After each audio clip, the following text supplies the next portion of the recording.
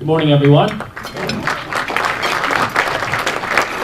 So my wife and I and our baby boy were driving here today, and my wife asked me, what are you going to talk about? And I said, I don't know, honey, what should I talk about? She said, we should tell everybody how great I am. So we'll start with that. Speaking of our baby boy, there is no better reaffirmation of the importance of life than having a baby. It's been a blessing for Christine and I learn new things every day, and I must say that it makes me all the more proud to say that this party protects life, and I know that that's what we all believe in, and there's a distinction between this party and many in the other political party.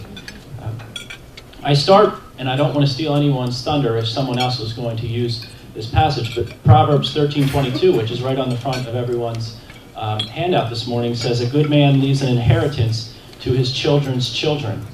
Well, the federal government isn't doing that right now, and that's not the fault of Congressman Meehan, Congressman Pitts, or Congressman Gerlach, or frankly any of the Republican members of Congress. It's this president and the Democratic Senate and the Democratic House of Representatives that refuse to put forth serious policy proposals to make our entitlement programs there for future generations.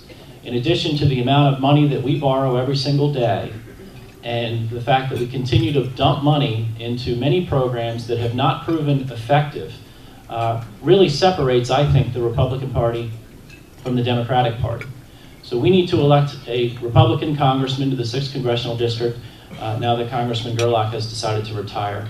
As much because we need people that are going to be serious about solving tomorrow's problems today, because it's not getting any better until we start making the tough decisions to get our spending under control and to look at government programs and say, just spending more money isn't a solution. It's just not.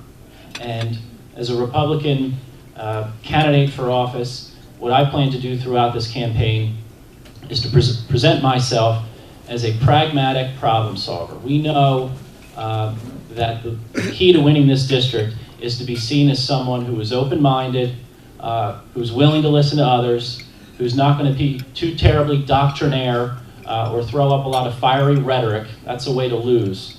A way to win is to be a principled conservative, to use common sense, to have people feel that you're willing to listen to them, but when it comes time to make the tough decisions, be on the right side of the issues. And I feel that I will be on the right side of the issues, and I was with Gwen in the Action Executive Committee the other night, and I'm perfectly willing to answer any questions that anyone throws at me. But we are in a very serious time in our nation's history. I know everyone here agrees with that, where we're either going to have more and more regulation and more spending and more government in our lives. And that's not what our country was founded on. That's not what we believe in, but that's where this president, unfortunately, thinks that we should head.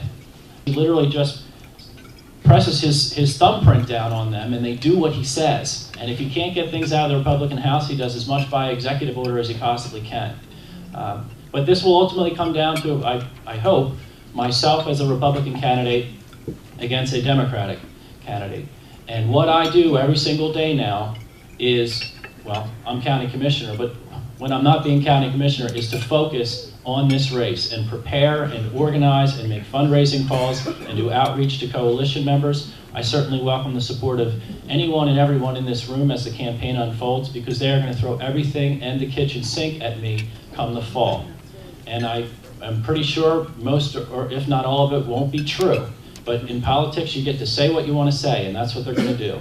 But I will run with a sense of pride and a sense of purpose, and I will put my best foot forward, and I hope to make all of you proud throughout this campaign. And I want to thank everyone in this room for the support they've provided myself and all the county candidates in past elections, and I'm looking forward to this upcoming election. Thank you very much. Thank you, Ryan.